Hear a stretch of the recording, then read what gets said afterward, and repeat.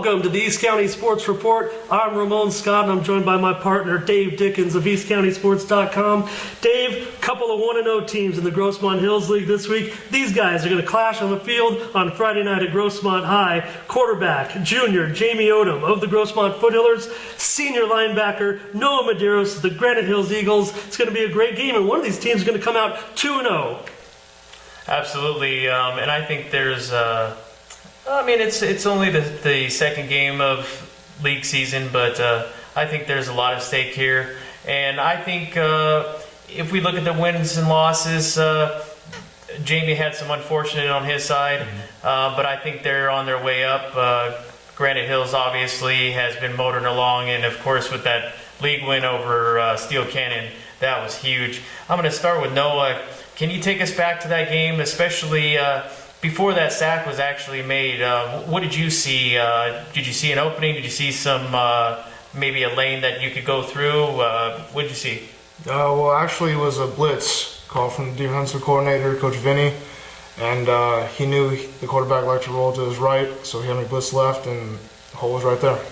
That's interesting. They came down, they completed a long pass inside the 10-yard line and got a 1st and goal. The rest of your teammates, they made some big plays right there. And then, as it was described so beautifully, I thought, by Jim Lindgren in the story, Noah snuck through the line, basically. Got by his guy, got right in there on Nathan Barnett for that key sack. Just a great sequence for the Eagles and just a great win for them. I mean, to go on the road in a series that has been full of close finishes for the last 5 times. It was talked about by the coaching staffs, and even Coach Longerbone complimented the Eagles on just a great game. Yeah, and I think that, the great thing about it is, Coach Cobbs and Coach Longerbone, they're real good friends anyway, and, they typically meet after the game, and a lot of times even meet down in La Mesa at Pete's place, to celebrate one way or another. Just celebrating the game of football, and that every time these two teams meet, there's just something about it. The records go out the door, and they just play so competitively. But I think the reason being, too, is they got so many athletes on both sides of the ball for both teams. And then we over to Jaime. They were in a bit of a funk, unfortunately, but then scoring, 31 points in, was it 6 minutes? Oh, yeah, for sure. It was faster than that. 3.5 minutes. 4 touchdowns and a field goal. Tell us about it. Our offense was just clicking that day. Just everybody was going hard. Offensive line was blocking great for us. And our receivers made great plays. Yeah, and I don't think you guys are going to take the necessary satisfaction out of the win last week against Valhalla. I think we know the Foothillers were expected to win, and I think there's still some sting over what occurred in the first few weeks of the season with the losses. But, things have started to work out now. You're working with your receivers. I wanted you to tell me about some of these guys, because early on in the season they talked about the Hillers, Dave, as having a big 3 that Jaime could target. But now it's just turned into like a Super 6 or something. Brody Schicker, Demary Crawford, Desmond Carter, Zach Ferris, Skip Walltower, Thomas Mangum, Williams. Who else am I? Tom Williams caught a touchdown last week too, right? Yeah. Tell me about all these guys. Yeah, they're all great receivers. They work hard in practice every day. Just like last year, spread the ball out. It doesn't matter who's out there. I believe that anybody's going to catch the ball and get open. Yeah, Jaime, well, you passed for over 1,000 yards now and 11 touchdowns, so getting good protection, getting time against the situations that were not up against it. Everybody talked about the game where the team from Rancho Verde came down and handed us the big loss. Then in the game where we were supposed to have a more competitive performance, we had some injuries to fight through. So where does the team stand now? Tell me about the conditioning and health, and maybe a little about your offensive line as well, protection. Yeah, our injuries have plagued us a little bit, but we don't mind about those. We just come out and play as hard as we can every single day. Our offensive line is doing great. They work hard every day in practice, and they work out in the weight room, and they just do their best, especially at their size. Yeah, I want to talk about some of those guys we talked about before the show, and you've seen them up front. The veterans, Devin Jennings, Raymond Lira, Josh Howery, and Nathan Kitchen, giving him the protection up front. Noah, your teammates on defense, I think, for as well as the offense has done, and I think, frankly, surprised us a bit, and that's kind of what's put the Eagles over the top, because even though we lost the key guys, Coach Cobbs was still touting this as a defense to watch, and I think we got the hint early also that the Eagles were going to be a defense to be reckoned with. And I would just tell you, Dave, to explain this thought, I noted that out of the 14 sacks that the Eagles have, one player has 3 sacks, and the rest of the sacks are dispersed among 7, 8 other guys. Noah, you got guys like Ethan Bishop on defense and Jake Hennessy or Machado. Tell me about some of these guys. They're all key players to our defense, really. We have athletes all across the board, and I think the coaches utilize them all well.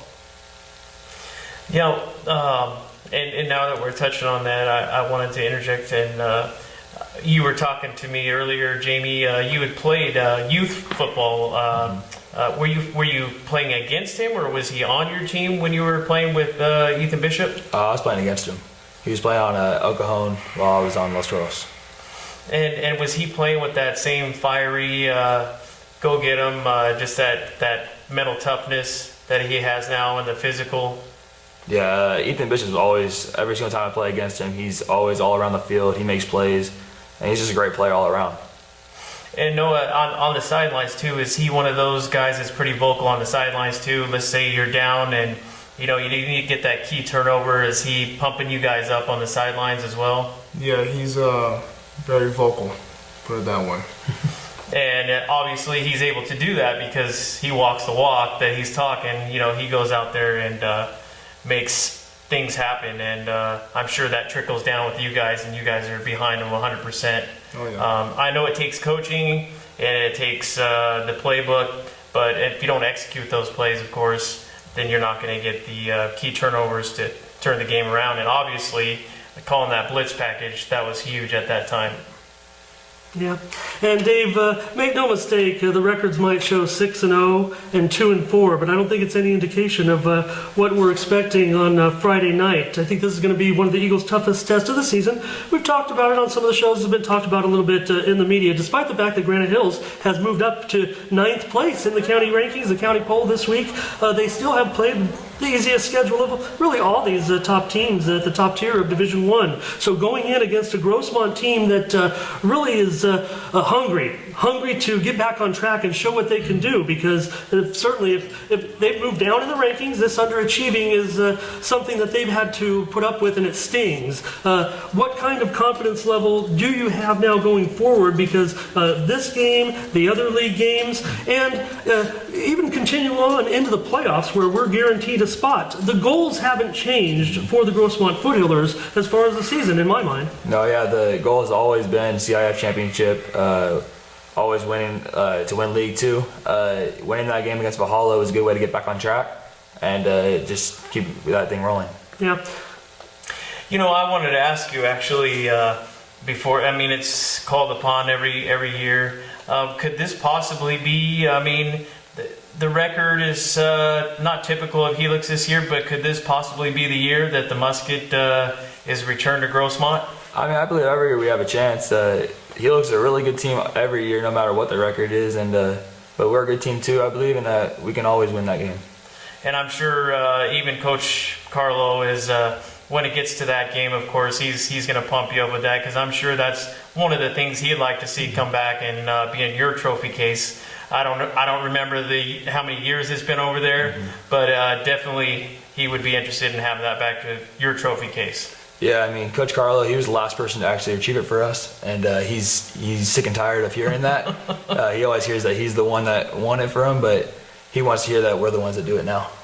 Absolutely, and that's how Coach Carlo has been anyway, and I'm sure you know that he's definitely team-oriented and not individuals. And then I wanted to touch on the Eagles, in the ranking you were talking about. Noah, there's a lot of naysayers out there too that because of that easier schedule, there's still not that belief that you guys have what it takes to play in that Hills League. But wouldn't you disagree with that? You guys have proven it. Steel was a perfect example. Yeah, naysayers keep us going, man. We know what we got, and we're gonna keep rolling with it, and it just gives us more fire for us, man. And then you got the focus on the other side too, because I asked the same question to your quarterback, Chris Ostring, and same thing. He pretty much echoes what you said. He said, we're just going to go out and do our jobs, and that's what we do every time.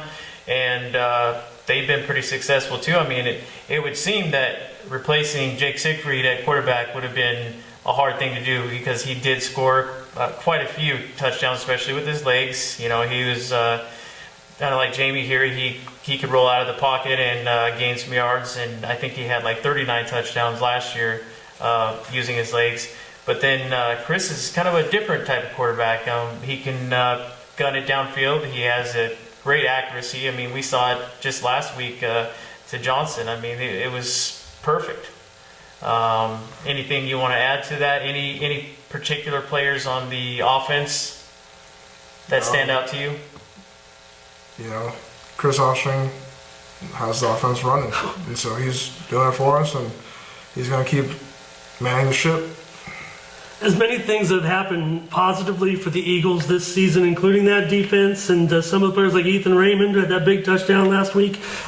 Johnson, the emergence of these receivers, Setterberg as well. I don't think we can underestimate the impact and the composure that Chris has shown as a leader on offense. I think Jaime, maybe you haven't seen him, maybe you've been keeping an eye on him, but what do you think about Chris as a quarterback? I think he's a little different quarterback than you, but certainly you've seen a little bit of him. Can you talk about Chris Ostring of the Eagles? He's a great quarterback. I see him on KSI all the time, making plays on East County Sports, making plays all the time. You see that he has control of his offense and that he's calm, cool, and collected. Yeah. Dave, I just want to touch one more thing about this series, just to give these guys a little backstory on the series between the Eagles and the Hillers, because some years they haven't met of late because of the Eagles went down into the other league. So Granite Hills leads the series 25-21, Noah. But, Jaime, Grossmont's won 7 of the last 8 meetings. However, those games have been spread out over about 18 years. They haven't met as frequently of late. But I will tell you this. You might remember this one, Dave. In 2013, Grossmont won 63-49 over the Eagles. It was the 3rd highest scoring game in CIF 11-man history. But for some reason, you won't find that in the CIF record book. You can check the archives, though. We covered the game. It was there. Maybe they don't take my submissions down there at CIF. Jaime, I'll leave you this one last trivia question before we get out of here pertaining to that game. You probably know Anthony Lawrence, the great Grossmont High quarterback at the University of San Diego, record-setting now at the college level. How many touchdowns do you think Anthony Lawrence had when the Foothillers scored 63 points in that game? I guess about 6. Dave, do you want to hazard a guess? Anthony Lawrence, you think he threw for 8 touchdowns? No, you're not a Hiller, but I want to. Anthony Lawrence, you know how great he is. How many touchdowns do you think he had in that game? Don't know. I really don't know. He is a prolific passer, let me tell you this. He is such a prolific passer, Jaime. You probably try to emulate him when you're out there on the field. He threw no touchdowns in that game. He played in that game. He ran for a touchdown. The running backs rushed for 7 touchdowns. So maybe hand the ball off to beat a guy like Noah on Friday night. All right, Dave, that's going to do it for us on the interview portion of the East County Sports Report for senior Noah Medeiros of the Granite Hills Eagles, junior Jaime Odom, quarterback of the Foothillers. I'm Ramon Scott. Thank you for joining us.